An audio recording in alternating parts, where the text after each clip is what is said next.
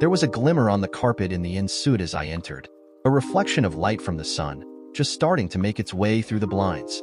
It didn't blind, it just attracted my attention. I looked down to see what was there. I was barefoot and didn't want to step on glass or anything. Caroline hadn't mentioned that she had dropped anything in the bathroom, but who knew? I didn't see it at first, as without the light shining on it, it was almost the same color as the carpet, but finally I found it. A tiny circle of foil had fallen on the floor and had reflected the light into my eyes as I had come into the bathroom. I picked it up. It was the backing of a strip of pills, the little circle of foil that gets pressed out when you pop a pill out of the strip. Most times it stays attached to the strip, but occasionally, as in this case, it separates and falls to the floor. I examined it. On one side it was blank, but on the other side it had a marking. Tuesday. Since it was Wednesday, I presumed that had meant Tuesday, yesterday's pill. That meant that the pills had to be taken daily. I knew I wasn't taking any medication. I was 35 and fit as a flea, and so was my wife, Caroline. We had both recently undergone our yearly medicals and were both pronounced fit and healthy, so why was there a pill cover in my bathroom? I knew there were a number of pills that you had to take daily, but the one that sprang immediately to mind was the contraceptive pill. Caroline was not on the contraceptive pill, or at least I thought she wasn't, since I had had a vasectomy 2 years ago following the birth of our second and last child. She had had no trouble with cramps or period pain, being one of the lucky women that sailed through her monthly with no trouble whatsoever. So why the pills? I had to admit that my first thought was that she might have some kind of illness that she didn't want to tell me about. My thoughts went to very dark places for a few minutes, but once again I remembered the physicals and the fact we had shown each other the reports. We were both clear. If the little circle of foil was in here, then it was likely that the tablets were in here too. I closed and locked the door. Caroline was still in bed, and I began to search. It took me some time to find them, but I did eventually. They were buried at the bottom of a box of tampons, in an aspirin box. When I pulled the strip of pills out, I recognized them immediately as the ones she used to take before I had my snip, and even before that, between our kids while we were not trying. Why was she back on the pill? I had only one answer available to that question. She was having sex with someone who could possibly make her pregnant. She was cheating on me. Caroline and I had been together for 9 years. I had just finished university, training as an engineer, and she worked as a PA.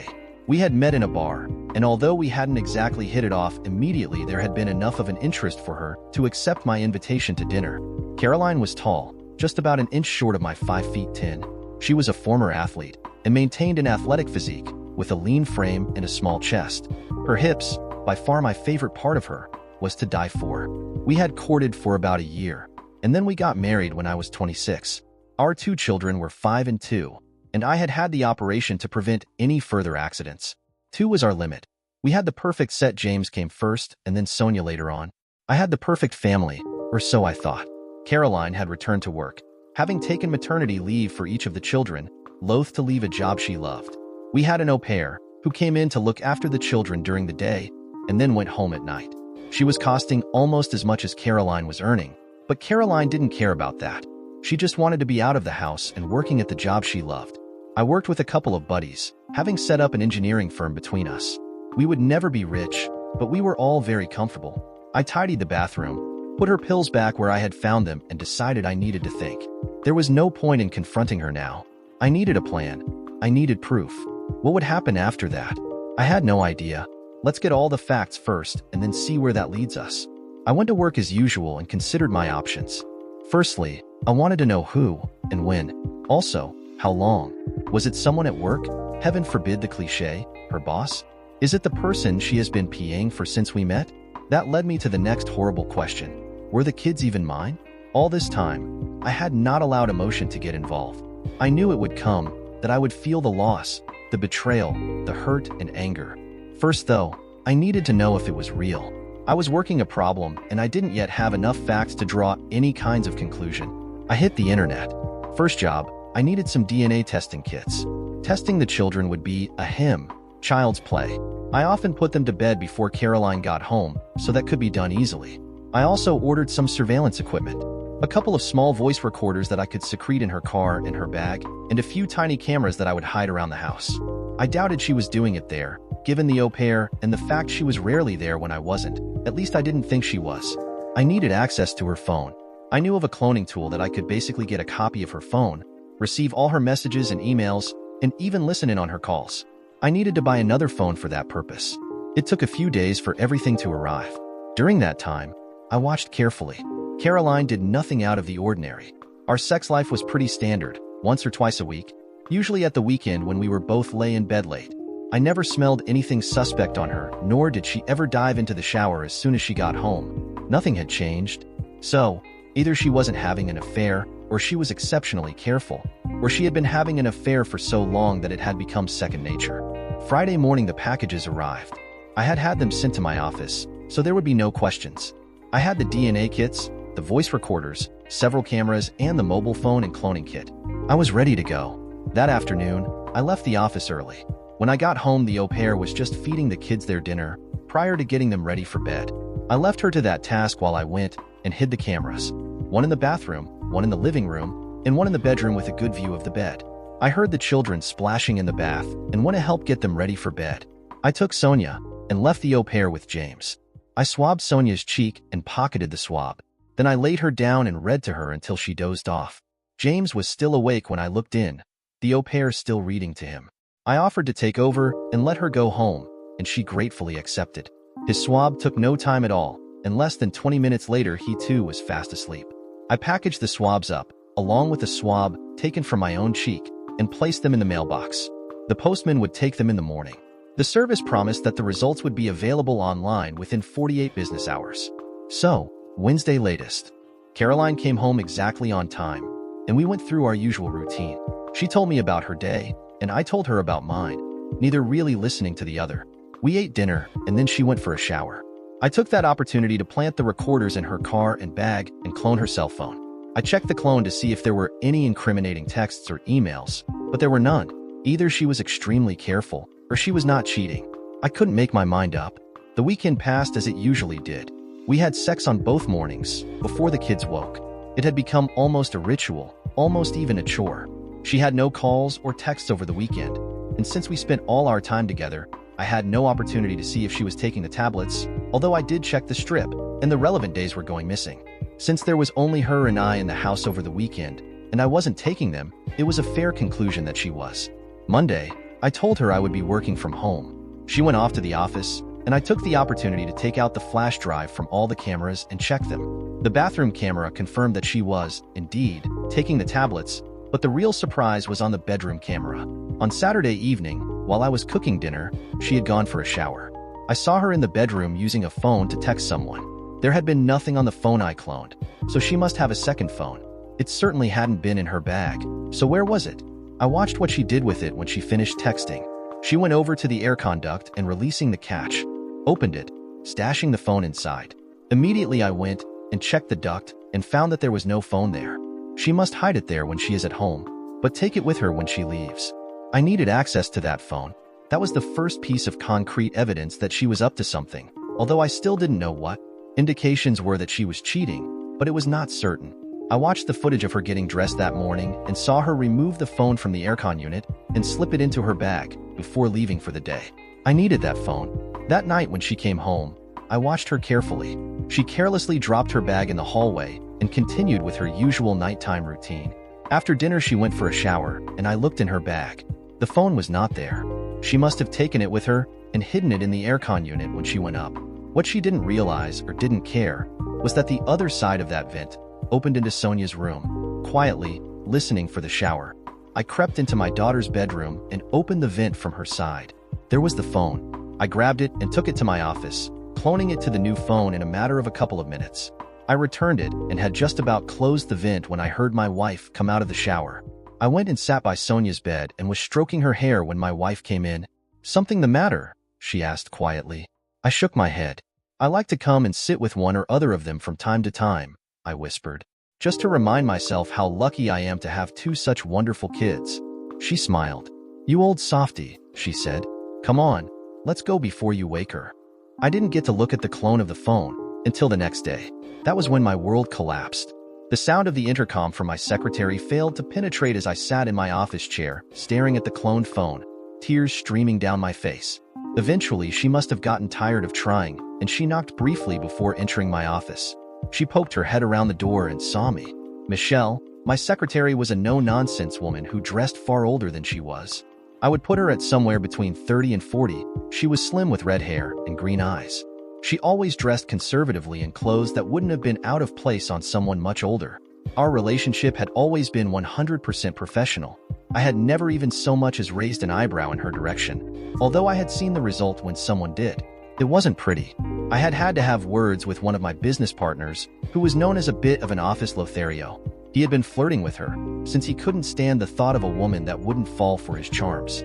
She had told me in no uncertain terms that if he didn't quit, she would, and would sue the company not only for constructive dismissal but sexual harassment. She told me that the only reason she hadn't already done so was that I had always treated her with respect and had never done anything I shouldn't. My business partner was incensed and wanted to sack her immediately. He gave us an ultimatum.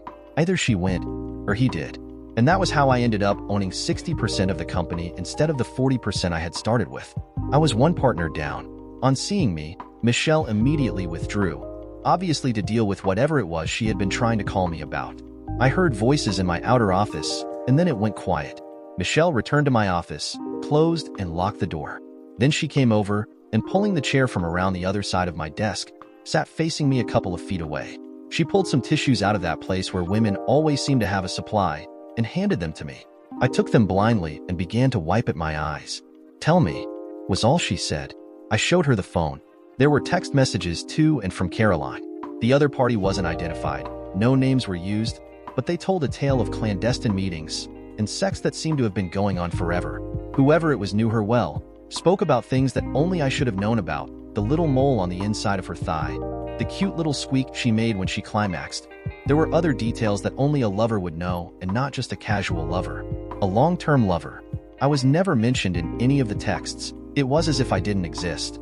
There was no "is he out of the way?" or "he said or did this or that." I was just absent. Not even an afterthought. "Do you know who?" she asked, still all business. I shook my head. "How did you find out?" she queried.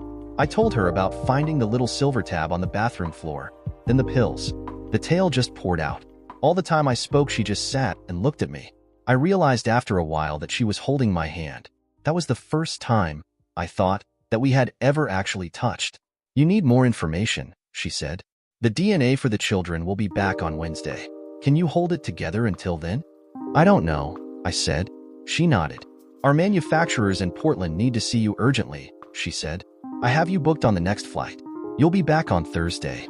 "I can't think about that just now," I said. "That's what you were going to tell Caroline," she said. She took my phone and tapped out a text message and sent it to Caroline. "There's been a mess up in Portland. Have to go and sort it out. Be back Thursday. Love you."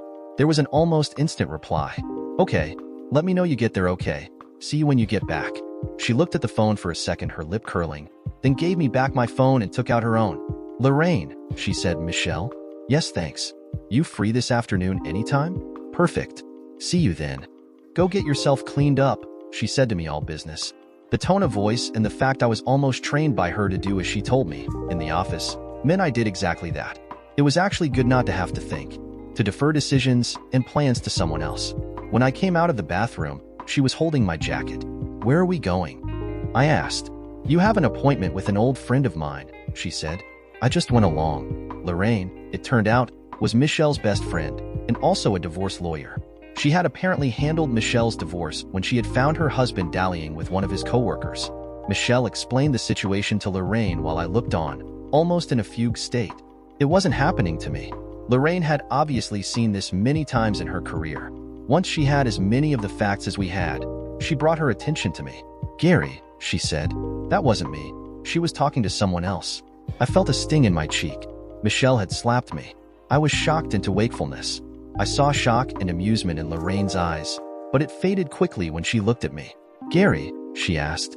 I nodded. "Have you any idea what you want to do about this?" My engineer's brain woke up at that. Plans, that was what it was good for. "Kill them both," I said. I had expected shocked exclamations from Michelle at least, but surprisingly she actually grinned. "Okay," said Lorraine. "I understand that. But sadly, that is not an option. You see, it happens to be against the law. However, we do have some legal options. Shall we run through those?" "Before I begin," she said, "I am just laying out your options. I am not advocating for any, just yet. That may come later. Your first option is to do nothing. She doesn't know you know. From what I understand, you seem to have a perfectly happy life before, and that doesn't have to change. Keep on keeping on. Play ignorant. Second, amicable divorce. File for irreconcilable differences. Split your company, house, for 01k. She earns less than you, so you will probably have to pay support for her for a few years at least, and for the children until they graduate high school. Third, go nuclear. File for adultery. If the kids are not yours, file for false completion of birth certificate. Go after whoever the other party is. Sue for alienation of affection. If he is the father, sue to get all the money you spent on the kids back. If it's a coworker, sue for non-enforcement of fraternization policy. Pretty much every company has one these days. If the other party is married, give their partner all the information about the affair. If they knew, we might have a case against them for something too. If they didn't, then maybe I can represent them in their divorce. Go public, tell everyone, their friends, family, coworkers. If she is a member of any societies or church groups, tell them too. Take her down as hard as you can. We need to protect your assets. Sell your share of the company to an offshore trust, remortgage the house. Take all the equity you can out of it. Take the cash along with the money you got from the company. Cash out your 401k and have a blowout in Vegas. My mind was whirring. I saw instantly what she was saying. Option 1 was not an option. I was nobody's willing cuck. I had been an unwilling, unknowing one for too long. Option 2? Not a chance. I had spent too much time building the business and building us the lifestyle we had. She could forget taking half of everything I had, and then continue to let me support her while she was screwing someone else. Option 3, I said. Nuclear. Lorraine smiled. Okay, I'll start to draw up some paperwork. I would suggest that we start some covert surveillance on your wife and see if we can find out who and when and where. We really need more evidence. Can I keep that phone? You seeing it does you no good. I nodded and handed her the phone. Michelle and I left Lorraine's office, and she took me to a small, family-run hotel. She got me booked in. Go take a shower and get some room service, she said. She had completely taken charge. I'll be back with some things for you later. I acted mechanically.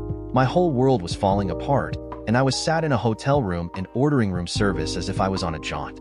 It was the only way I could cope with the stress of what was going on. 9 years down the toilet. What really hurt was that I had been totally oblivious to it all. How had I not noticed what she was doing? Who was it? Was it the boss that she had run back to after each child? She had told me that she loved the work and the independence, but was that the real reason, or was it simply that she couldn't be away from her lover for so long? I eyed the minibar speculatively and was just about to succumb when Michelle entered the room. Don't even think about it, she said. I need you thinking, not drowning your sorrows. You need to plan, and you cannot do that if you are looking at the world through the bottom of a bottle. Plan? I asked, morosely. I tried that. I had a plan, and it was a good one. I had a loving wife and 2 gorgeous kids, and now look where I am. I have a bitch for a wife, and don't even know if the 2 kids even belong to me. I am the world's biggest cuck. My entire life has fallen apart, and you want me to plan? She looked at me for a few moments.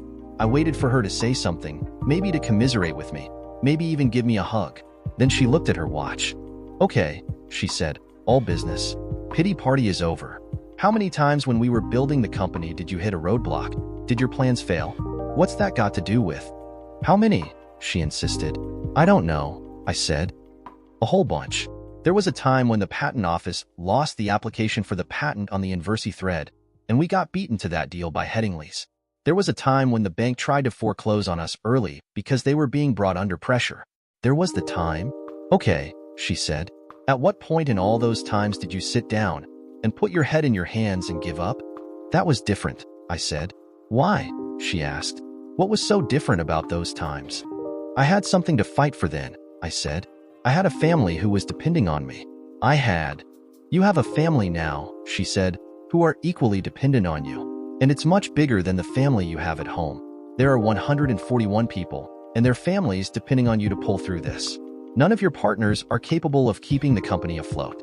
You are all engineers, but of the 3 of you, you are the only businessman. If you go down, the company goes down.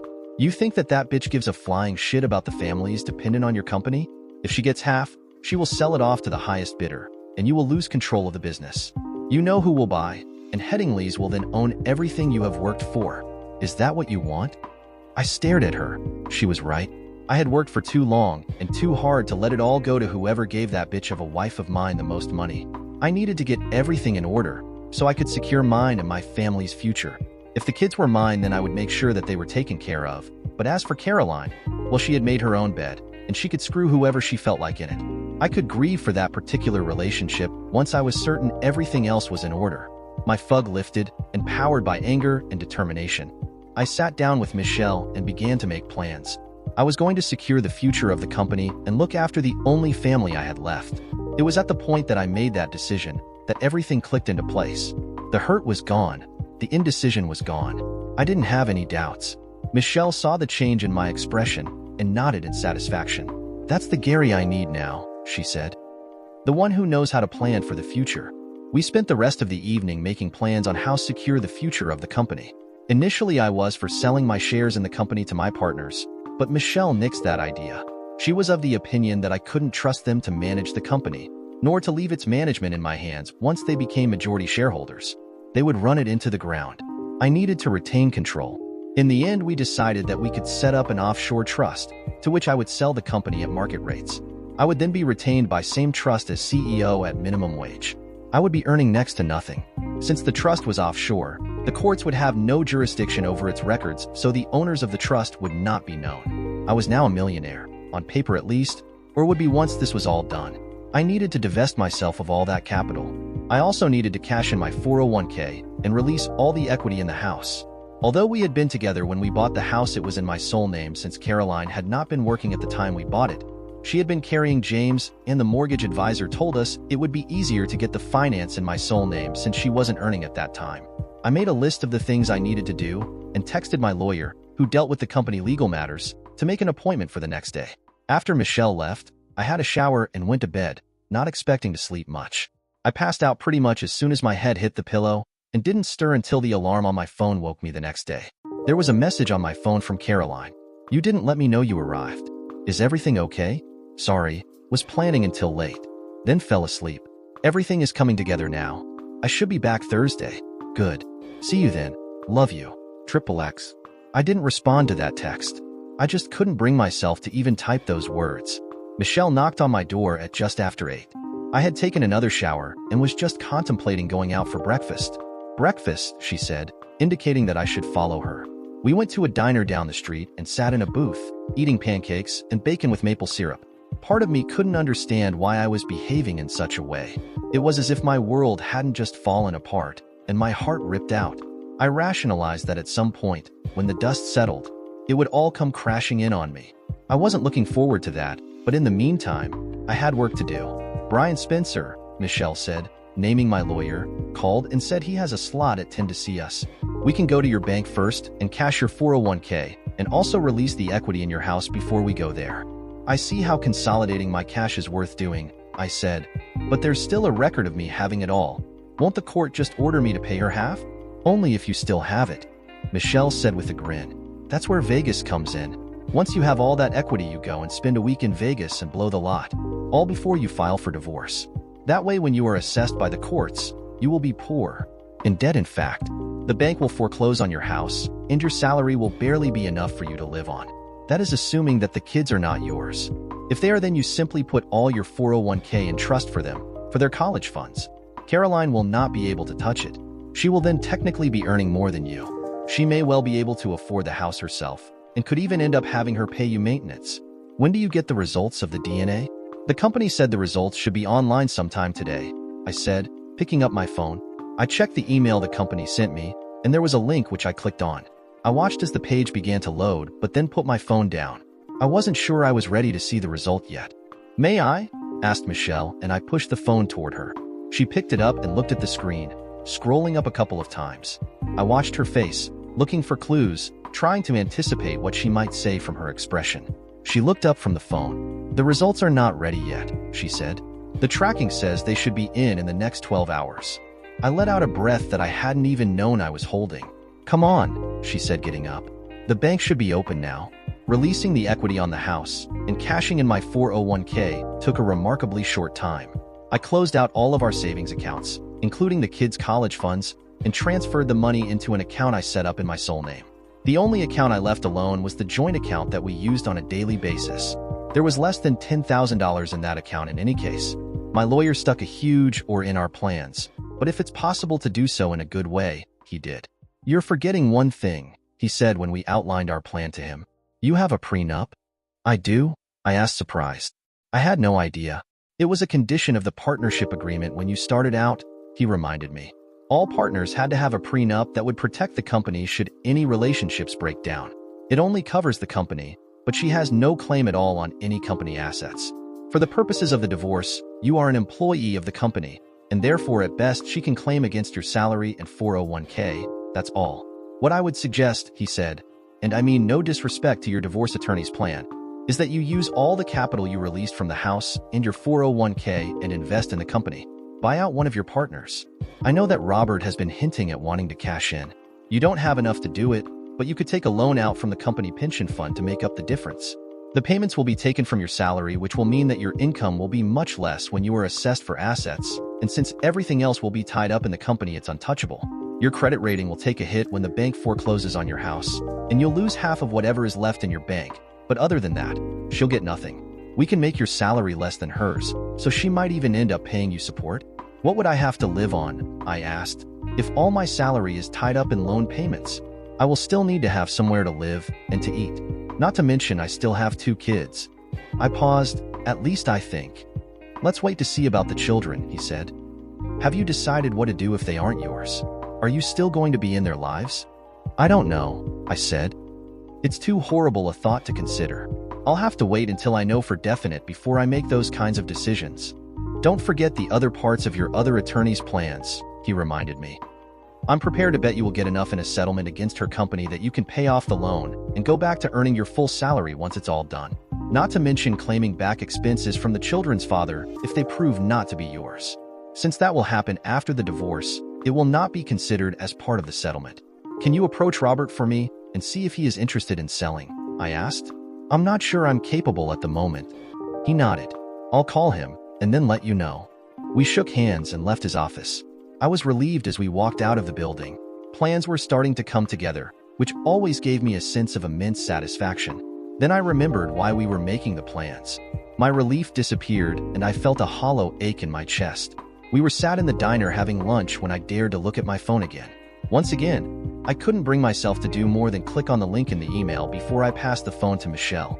Again, I watched her face waiting for the reaction to tell me whether I was a father or not. "I'm so sorry, Gary," she said gently. That was the most unbusinesslike I had ever seen her. She passed me the phone and I read the results for myself. Neither of the children were biologically mine. Although they did have the same father, it just wasn't me. The double blow of losing both my children was superseded by the rage I felt at the betrayal. Not only had she passed the 2 children off as mine, but she had also convinced me to have a vasectomy, meaning that I couldn't now father children of my own. "Gary," Michelle snapped, bringing me back to myself. "Now is not the time, nor is this the place. Hold it together. We will get through this, I promise." I took several deep breaths, pushing my rage down. I'd really wanted to do someone some severe physical damage. I'd even considered hiring a hitman and having the pig that had sired the children that were supposed to be mine killed. Michelle took control once again and led me out of the diner. "Lorraine called," she said. "She wants to see you." We headed for Lorraine's office. Lorraine looked dour when we entered her office. "I have a preliminary report from the PI," she said. "Apparently Caroline didn't waste any time. A man came to your house last night and stayed the night. We couldn't see inside." "I have cameras set up inside the house," I said. "I can go swap out the flash drives and we can see what went on." "Okay," she said. "Go do that now, and then we can plan. I am guessing the information on those drives will be important." "The au pair will be there," I said. "I can't go back. I am supposed to be out of town on business." Lorraine checked her phone. "The au pair is at a play center with Sophie and James," she said. "I'll keep an eye on her and let you know if she leaves." My house was about 30 minutes drive from Lorraine's office, and Michelle drove fast. We got there without incident, and I swapped out the flash drives. I took a quick look around the house, but saw nothing untoward. We then returned to Lorraine's office.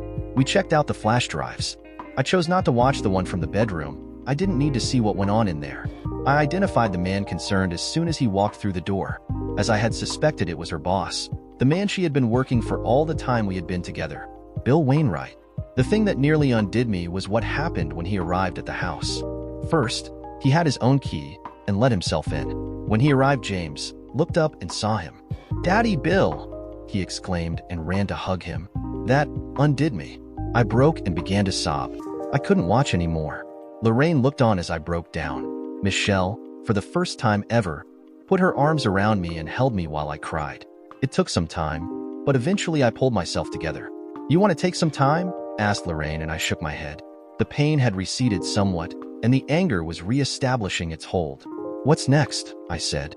"I already have a copy of the employment terms and conditions at your wife's firm. There is a non-fraternization policy, so you have a case against the company for breach of that. Since the person your wife is fraternizing with is a senior executive of the firm, there is no way that the company can claim that they didn't know what was going on." We explained to Lorraine what my company lawyer had told me and his advice. She broke out in a huge grin. She picked up the telephone and called him, asking him for copies of the prenup, and he emailed them to her. "This is just too perfect," she said, reading the prenup. "Scrap everything I said before. Your boy's plan is exactly right. If your partner wants to divest, then buy him out. Sink everything you have into the company, and that immediately puts it out of her reach. We can go after her company for non-enforcement, him for alienation of affection, her for false declaration on a birth certificate, and both of them for monies spent on the children so far. The deductible on the medical bills for the births alone is a sizable sum. It all depends on whether Robert wants to sell out," I said.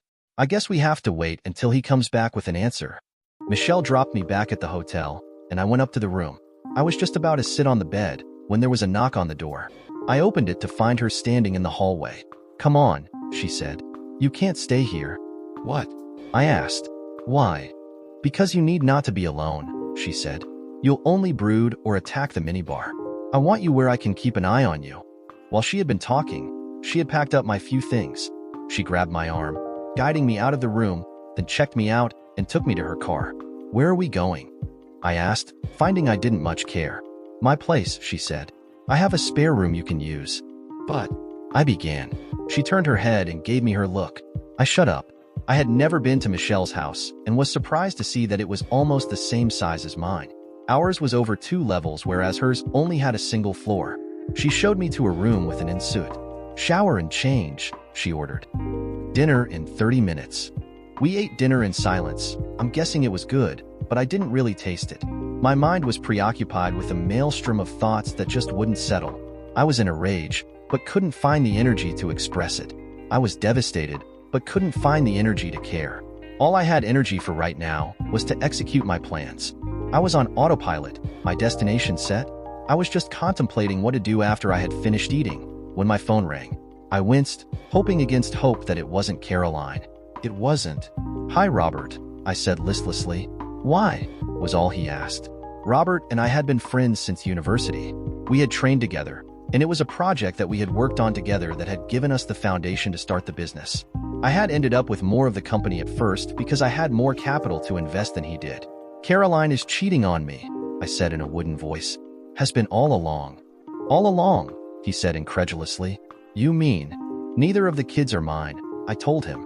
There was silence from the other end of the phone. "So, you want to tie up all your assets in the company and hide behind the prenup?" he asked. Either Brian Spencer, our lawyer, had explained, or he had a far better understanding of the partnership agreement than I did. "I want to keep 5%, he said, "and to stay on the books as a consulting engineer. I'll discuss the details with HR. The rest is yours." "Okay," I said. "I'll get Brian to draw up the paperwork."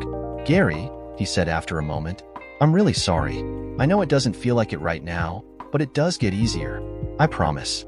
I've been almost exactly where you are right now, and it does get easier." It was only then that I remembered that he had got divorced about 4 years previously. I hadn't known the details, because despite being friends, he was a very private person. I just knew that it hadn't been pleasant. That was how he'd remembered about the prenup. He had used it himself. Next morning, Michelle woke me with a cup of coffee. "Come on," she said. "We've still got a lot to do." Our first port of call was to Brian Spencer, the company lawyer. He had already gotten all the paperwork together for my buyout of Robert, and we completed that entire transaction in under 30 minutes. I gave him everything I had taken out of the house, out of my savings, and out of my 401k. I also had to take out a loan against the company pension scheme for the balance. Now, on paper, at least I was in debt to the tune of about $1 million. My salary was just about halved, as the payments were deducted before tax. Then we went to see Lorraine. I showed her all the paperwork from the business transaction, and she was ecstatic. "This is perfect," she said. "I'll file the paperwork today. We should be able to serve on Monday if you want. We'll serve him, her, and the company simultaneously." "Where do you want her serving?" "Wherever it causes her maximum embarrassment," I said. "If you could do it via billboard at the Super Bowl, I'd happily pay for that." Lorraine laughed. "We'll serve her at her office," she said. 10 a.m. Monday, provided the papers clear the courts before then. "If I file them today, I should have them back sometime tomorrow afternoon." I nodded. "Now what?" I looked at Michelle. She was running things. "Now," she said, "we have 2 more stops before you go back to the office and pretend that you just came back from putting out a fire in Portland. Do you think you will be able to hold it together at home until Monday?" "I guess I'll have to," I said. "Don't guess," she said. "Tell me what you need to help you hold it together until then." "I don't know," I said. "Some good news?" She smiled at me. "Then let's go," she said. I was surprised when we pulled up outside the medical center where I had all my physicals and where I had had my procedure that meant that I would now never be a father. "What are we doing here?" I asked. "You wanted some good news?" she said. "Come on." I followed her into the clinic and stood back as she went to the reception desk. The receptionist nodded and indicated for us to take a seat. We sat. Less than 2 minutes later, my doctor came out and invited me into a consulting room. I looked at Michelle, who had made no move to follow. "Please," I said, and she nodded and accompanied me. Dr. Harrington made no comment about my secretary being involved in my consultation. He knew who she was, and that she was not my wife, since he was both mine and Caroline's doctor. Why I was asking my secretary to come with me was my business, not his. "Gary," he said, "I understand that you wanted to ask about reversing your vasectomy." My eyes widened. Was that even possible? I looked at Michelle. She had the tiniest of smiles on her face. "Yes, is it possible?" "Certainly," said Dr. Harrington. "Since your vasectomy was under 3 years ago, there is something like a 95% success rate for reversal. The operation is a little longer than the original procedure and involves a general anesthetic, but I'm confident that you will be able to father children again once we are done." Once again, my eyes filled with tears. I still had the chance at fatherhood. It would mean surgery, but that was a small price to pay if it meant that I could have my own children. I had no idea who I would be having children with, but at least it was possible. "I know it's a lot to take in," said the doctor. "Here is some information about the surgery and the costs. Sadly, it wouldn't be covered by your insurance. If you want to go ahead, let me know and we can schedule you in for a workup." "Thank you, doctor," Michelle said, getting up and taking the information from him. "We'll be in touch." I too stood and allowed her to lead me from the clinic and back toward her car. "Is that good enough news?" she asked, smiling at me softly. On an impulse, I threw my arms around her and held her to me. "Thank you," I said, pressing my face into her hair. Then I realized what I had done. I released her instantly and stepped back. "I am so sorry," I said. "Gary," she said gently. "It's okay." We got into her car. "One more stop, then back to the office," she said. I had been to Bill Wainwright's house a number of times in the years that Caroline had worked for him. He and his wife Stephanie lived in a nice area just outside the city. It was a gated community. They had hosted some company functions here. "Why?" I asked. Michelle just got out of the car and walked to the door of the house. I followed. She didn't even have to knock. Stephanie had been informed by the guard who had let us into the community that we were on our way over, and she was standing at the door waiting for us. "Gary," she said in greeting. "You must be Michelle, his secretary? Was it you that called?" "It was, and I am," Michelle answered. "Come in," said Stephanie. She led us through to a room that looked like an office, just off the entrance hall. I had never been in this room. Judging by the pictures on the desk and the wall, it was Bill's office, but she settled down behind the desk and indicated the chairs opposite. It seemed she thought that this was not a personal call. "How can I help you?" asked Stephanie, looking at me. I sat there staring at her, not able to speak. "Did you know?" I asked finally. Stephanie sighed sadly. "No," she said. "I suspected, but I never knew. I could never find any proof, nothing I could take to a lawyer. Otherwise, I would take the creep for every penny he has." "Get in line," growled Michelle. "Do you have proof?" Stephanie asked, and I nodded. "Proof that neither of my kids are mine, that they share a father. Video of him and Caroline at my house, of my son calling him duh." I couldn't finish that sentence. A lump threatened to choke me, and once again I was lost. "Oh, Gary, I am so sorry," she said. "I've suspected for years that he and Caroline were." but he was so careful. I had him followed, checked his phone, his emails. I even challenged him about it, but he managed to convince me that I was just being paranoid. The PI I used came up empty. I promise you, if I had been certain, had any proof, I would have come to you straight away. But I couldn't destroy what looked like a happy marriage based on mere suspicion. I needed to be certain, and I never managed to get any evidence. What are you going to do? I wondered if I should be telling my plans to the wife of my enemy. I didn't know that she wouldn't tell him everything the moment he came home. It was probably too late for him to do anything meaningful, but I wanted it to be as big a shock for him as it had been for me. The question is, what are you going to do? I asked. Now you have proof. She smiled a little at that. I understand, she said, and I don't blame you. I wouldn't tell me either. If you have the name of a good divorce lawyer, I would appreciate it. Michelle pulled a card out of her purse and handed it to her. Thank you, she said. Will a week be enough time? I nodded. Perfect, she said. I'll contact. She held up the card and coordinate with her. She stood. Obviously, our meeting was over. Michelle and I both stood. Stephanie came over and gave me a brief hug, pecking me on the cheek. Once again, I'm so sorry, she said. Look after him. She directed this at Michelle, who had bristled when she had hugged me. He deserves better than what that bitch did to him. We got back to the office and I spent the rest of the day catching up on stuff that I should have been doing while I had been in Portland. At the end of the day, I went home. Michelle, at her usual time, had knocked on my door, poked her head in, and told me she was leaving for the evening. She had gone back to being the professional that she had always been. That too caused me a pang of loss. I had thought that I was starting to get a little closer to her, but that must have just been my imagination. I bade her good night, thanking her for all her help. I worked late at the office. I had a lot of catching up to do. What time will you be home? The text from Caroline came in about 8. Probably another hour or two. Got some catching up to do after my trip. I'll probably be asleep then. I have an early start in the morning.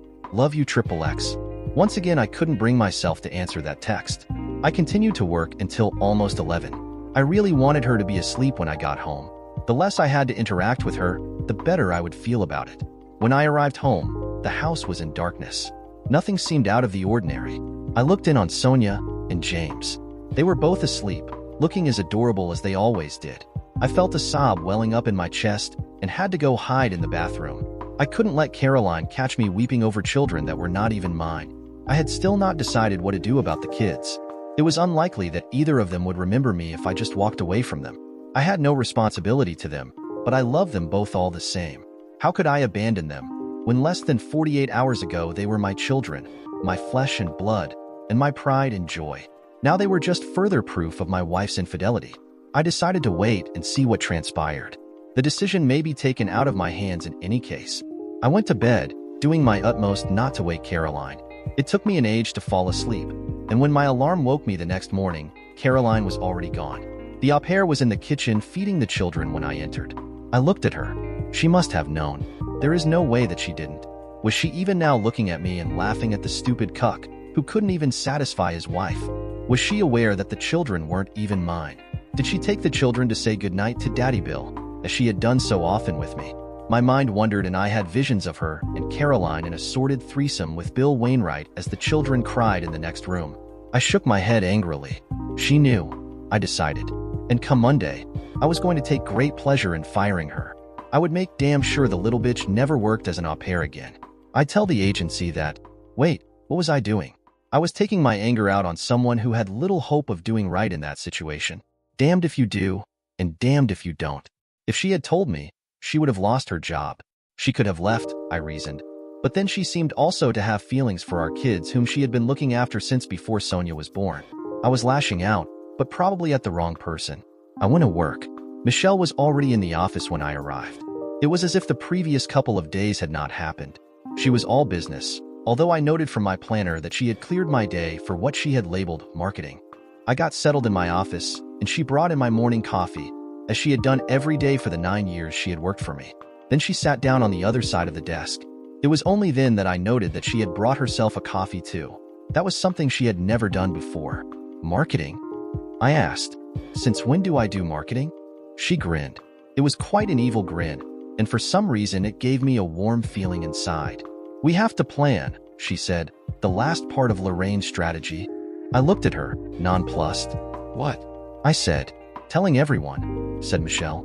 Her friends, family, church groups, volunteer groups, anyone and everyone she interacts with needs to be told how much of an immoral woman she is and what she has been doing.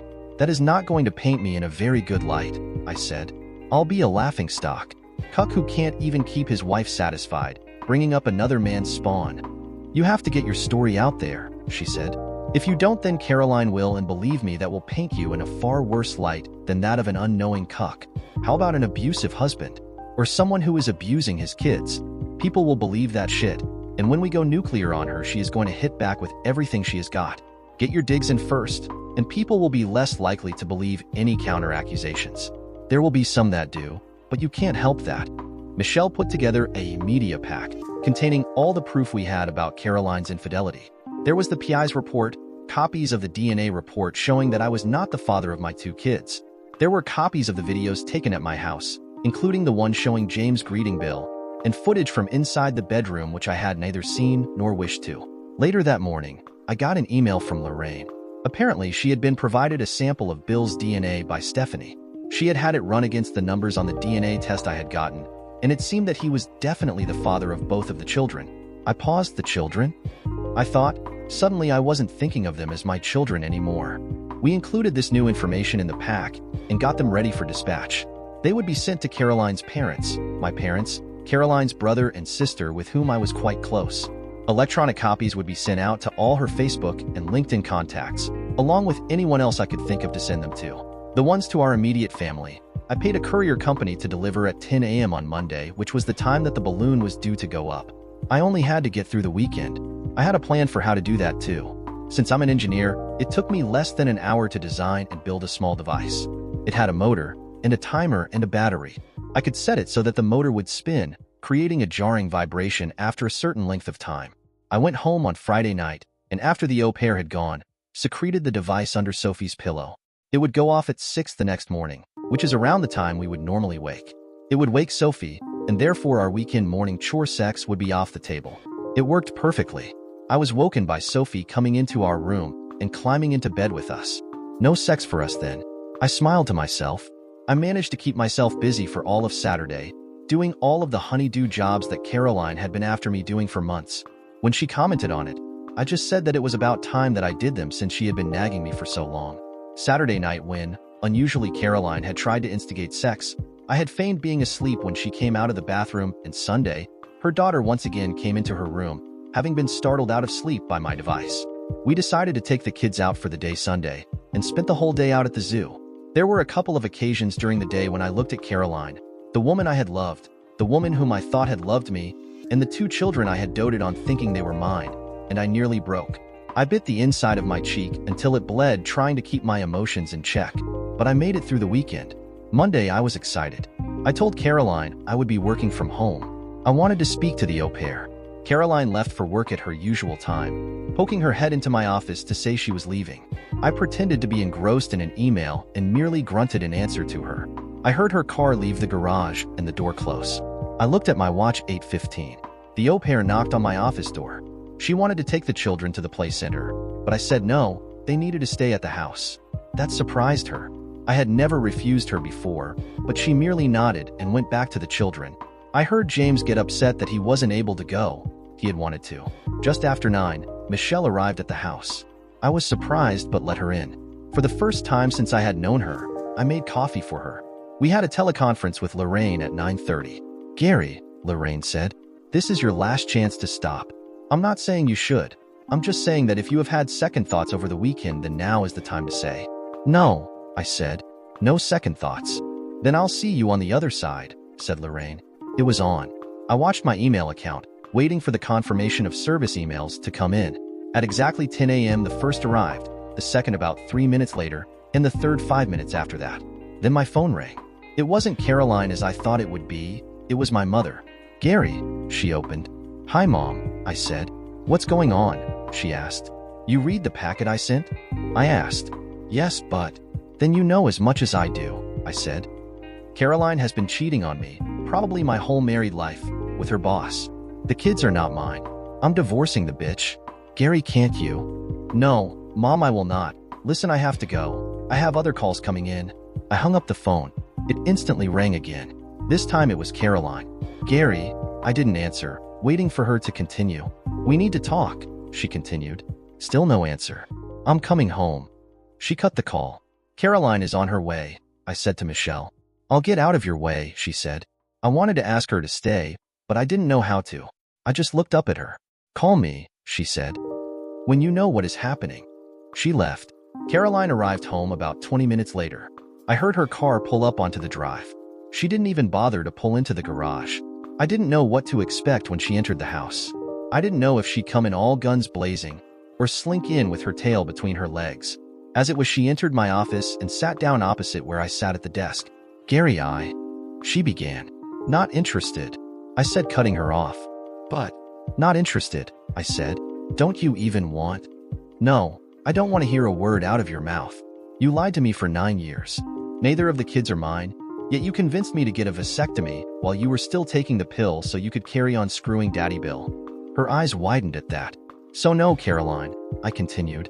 "I have no interest in what you have to say. My lawyer's card is in the packet you got when you were served.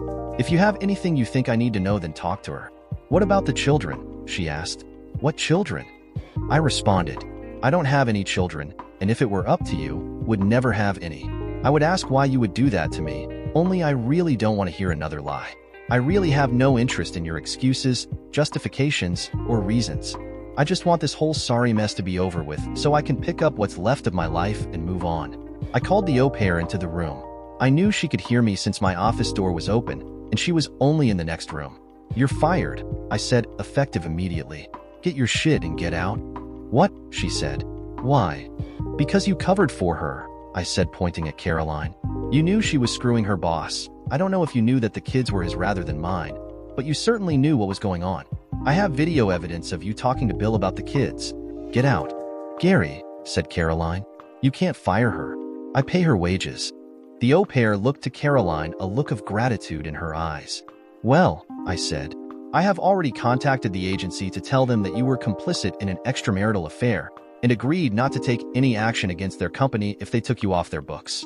So if Caroline here wants to keep you on personally, not only is she going to have to pay you, she will have to take care of all the other stuff like your tax, holidays, pension, sickness, not to mention insurance."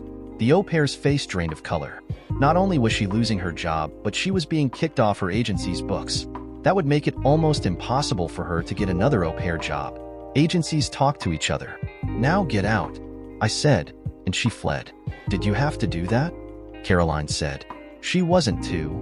"You're talking again," I said. "I told you I didn't want to hear it. What I do want is for you to get your stuff, get your kids and out of my house." "This is my house too," she said. "Not according to the paperwork," I said. "It's in my sole name. So, until the courts determine otherwise, get the hell out." She jumped a little when I shouted. James came into the room. "Mommy," he said. Sonia fell down. Caroline, a stunned expression on her face, and tears wetting her cheeks, stood and went to see to her daughter. I closed my office door and stayed inside while she got some things together. After a few minutes, she came back in, Sonia in her arms. "Are you going to say goodbye to?" "Don't say it," I said. "She is not my daughter, and he is not my son. Take them to Daddy Bill and let him look after his progeny. They are nothing to do with me." "Gary, get out." I heard the front door close, and after a few minutes, her car start. It drove off. I let go of the breath that I had been holding for. It seemed like forever. I shattered. I didn't hear the door open and jumped as a pair of arms surrounded me as I broke down, my head in my hands. I looked up to find Michelle holding me. She pulled me close and held me while I sobbed. It took me a good while to get myself together again. I had just thrown away 9 years. My marriage, my children, my life was gone. I really didn't want to face the world anymore. Michelle once again took charge. "Come on," she said. Lorraine said that it would take about 4 hours for Caroline to get an emergency occupation order. Since she has the kids, and this is the marital home, she'll be back. Do you really want to give her the satisfaction of being able to throw you out of your own home? We gathered some of my clothes and all of my important paperwork together. I would have to figure out somewhere to stay, but I loaded up both mine and Michelle's car with my stuff and left. Initially, we went to the office, where I was served later that day. Lorraine had called me to expect service. There was not only an occupation order, there was a restraining order, meaning I was not allowed within 100 yards of the house. If I wanted to collect anything, I would have to make an appointment and be accompanied by Caroline's lawyer at my expense. Without really knowing what was happening, I found that I had moved into Michelle's spare room. All my clothing was in the wardrobe, and all of my paperwork was now neatly filed in cabinets at the office. It had been a week since Caroline had been served. I had spent the time working, and then going back with Michelle to her house to eat, and then sleep. She brought me coffee in the morning, made breakfast, and then we traveled into the office together. Nothing seemed to change between us. She was still all business, and other than the hug when I had broken down at my house the first day, I hadn't so much as smiled at her. Not that I'd had much to smile about in any case. Monday morning, we had an appointment with the lawyers of the company that Caroline and Bill worked for. I wasn't aware of the particulars, but we were apparently suing for an amount that the company could ill afford. They had insurance, but that maxed out $1 million, and we were suing for significantly more than that. Their lawyers were all business. Lorraine, my lawyer, was grinning like a Cheshire cat. "What will it take," asked the lawyer, "to get you to settle on this?" "Immediate and permanent termination, with loss of pension, of the senior party involved," said Lorraine. "Also an undertaking to keep Caroline on the payroll for at least 3 years, and $1.5 million. I wasn't really listening as they batted things back and forward between them. Eventually they settled on all of the above, but I would only get about $750,000. That at least would take care of a chunk of the debt I had to the company pension fund. "All this to be paid after the divorce is finalized," said Lorraine. They nodded. They understood. Lorraine stayed with us for our next appointment also. This was with Bill Wainwright's lawyers. I left their office $500,000 richer. I now had enough money to pay off the pension fund loan completely and still have a nice little amount of money in my hand, or I would have, after the divorce. My last appointment of the day was with Caroline's lawyers. Caroline was in the office with them, but didn't look at me as I entered. Michelle was with me, as was Lorraine. "This accounting on the divorce petition is ridiculous," was the opening gambit from Caroline's lawyer. "Your client is a majority shareholder and CEO of a company that is worth at last estimate somewhere in the region of $20 million. Not to mention the assets in the house, savings, and 401k. I suggest—" "Let me stop you there," said Lorraine, pulling out a sheaf of papers from her briefcase. "The company is out of scope for the divorce, as per the prenuptial agreement signed by all parties. My client recently made a significant further investment in the company, which took up the majority of his savings, all of his 401k, and a loan taken against the house. He also had to take a loan from the company pension fund. One of the partners wished to divest, and it was important that the shares not be allowed to fall into the hands of a competitor who has been attempting to take over the business for some years. Since the loan formed the pension fund means he now has a reduced salary, he is now paid less than your client, and I will be asking the courts for some kind of maintenance agreement to tide him over while he finds his feet." "What about the children?" asked her lawyer. "There is DNA proof that those children are not his," said Lorraine, "that she knowingly falsified birth records to show my client as the father with the intent to defraud. Also, and as a separate matter, we are looking into seeking damages for a serious assault, where she knowingly convinced him to have a surgical sterilization which he agreed to, believing he was the father of the children. The alternative is that your client sign the divorce petition as is, pack her stuff, and leave the marital home in his hands. She will get half the joint account, the balance of which currently stands at $9,443.15. Her lawyer looked at the paperwork, at the prenup, and then at Caroline. For the first time, she looked at me. "Gary, please," she said.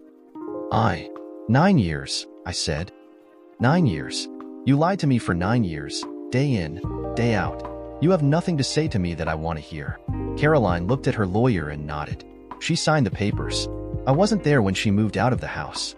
I just got an email from her lawyers to say that the restraining order had been rescinded and the house was now mine. I could move back in at any time. I considered it, but decided against. Instead, I put the house on the market. It didn't quite meet the outstanding owed to the bank on it, but I made up the difference and the bank went away satisfied. 2 months later, and I was still living in Michelle's spare room. After our divorce, Caroline had moved in with her parents. Despite all the evidence I had provided, they were firmly on her side and were not talking to me. It was no loss to me. For some reason, Stephanie had not divorced Bill as she had promised. I didn't know why, and I had no interest in finding out. Since he lost his job with the company and his pension, they had had to sell the house in the gated community and had moved into a smaller apartment. Bill still had contacts and marketable skills, so he managed to find himself a reasonable job and was making a living, although not the living he had been making. I didn't know he and Caroline were still seeing each other, I had not laid eyes on her since that day in her lawyer's office, nor was I interested in doing so. I was at my desk at work when Michelle knocked and came into the room, not waiting for a reply. "Bill Wainwright is dead," she said without preamble. "What?" I said, "How?" "Apparently Stephanie caught him with Caroline again," she said. "She shot him." I sat back in my chair, a huge grin on my face. I tried to remove it, but was unable to. "Couldn't happen to a nicer guy," I said eventually. Michelle laughed. "Am I evil?" I asked her, "for being happy about it?" "Not at all," Michelle said. "That sleazeball got what he deserved. Oh, by the way, this was just delivered." She dropped an official-looking envelope on my desk. I looked at it with trepidation. We both knew what was in there. I picked it up and tore it open. "That's it," I said. "I'm finally a free man." "Finally," said Michelle. Then she did the very last thing I would have expected. She kissed me. It was not some peck on the cheek, or even the lips. It was a full-on, tongue-battling, lip-locking, toe-curling kiss.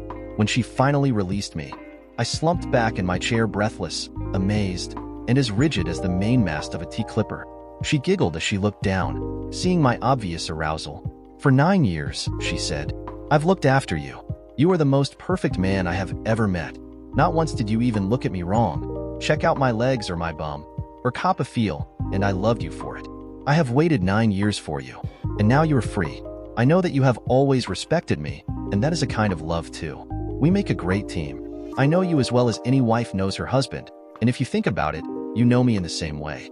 Give me a chance to show you that not all women are lying, cheating, conniving bitches. Please." I was stunned. I thought back to all the time I had spent with her before I knew about the cheating. I thought about how I'd felt about her. I'd defended her vehemently against my business partner, to the extent he was kicked out of the business. I realized then that I'd had, and still had, real feelings for Michelle. I guessed it was impossible to work that closely with someone for so long and not develop something. While I was with Caroline, there was never a need to examine those feelings, to quantify them. But there was definitely a need now. "Say something," she said. There was a look of worry on her face. That was the first time I had ever seen her uncertain. "How many?" I asked. She looked puzzled. "How many what?" she asked. "Children," I said. "How many children should we have?" Dear listeners, please share your thoughts in the comments section below, and don't forget to like, share, and subscribe.